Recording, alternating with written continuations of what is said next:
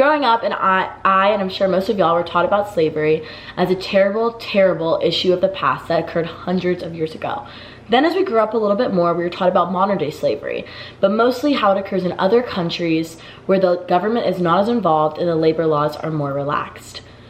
I know we are all aware of the child labor that companies like Shein employ, but today I'm not here to talk about the child labor issues that occur in other countries, but instead I'm going to talk about the child labor issues that occur in ours.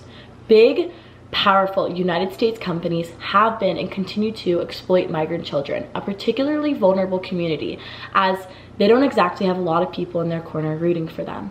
So you might be wondering, who are these big bad companies? How is this allowed to happen? And what is being done about it? So bear with me as I tell you.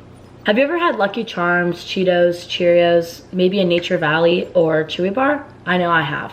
Well, all of these companies are run by the corporation Hearthside Solutions, who actively abuses child labor laws and exploits migrant children. The New York Times recently conducted an investigative article into these businesses and interviewed children working there. One of them was Carolina Yoke, a 15-year-old girl who moved to the United States all by herself to stay with a foreign relative.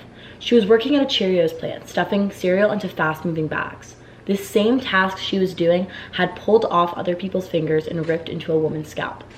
These factories consist of fast-moving gears and parts and are dangerous alone for adults, so especially unsuitable for children. According to the New York Times, all the plants in the nearby area were also filled with underage children doing the same task as Carolina. In North Carolina, Latinx children aged 10 to 17 were working at farms in excessive heat.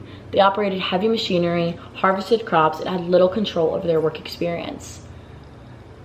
In another case, the Department of Homeland Security found that children were across multiple states in multiple different companies had been working at slaughterhouses, cleaning up animal parts and wiping blood off the floors.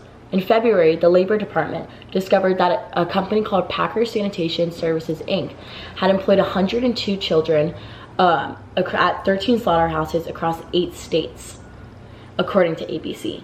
These children were from Central America and were able to get the jobs by providing stolen U.S. identification cards, and the companies just turned a blind eye.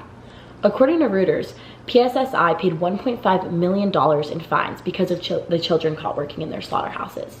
Currently, the maximum penalty is $15,135 per kid, which the Biden administration is hoping to raise because they say it's not enough to deter companies from hiring children. Reuters also stated that the Biden administration is hoping to speed up the deportation relief program process so that illegal immigrant children can come forward about the child labor that they are experiencing without being deported. Despite some efforts by the government to aid the child labor crisis on a federal level, some states have regulations that contradict this.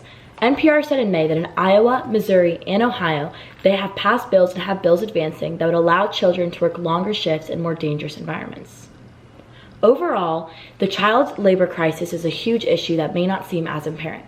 I myself did not realize there was such a huge problem with child labor in the United States, and this is something that we should all look out for and keep educated on.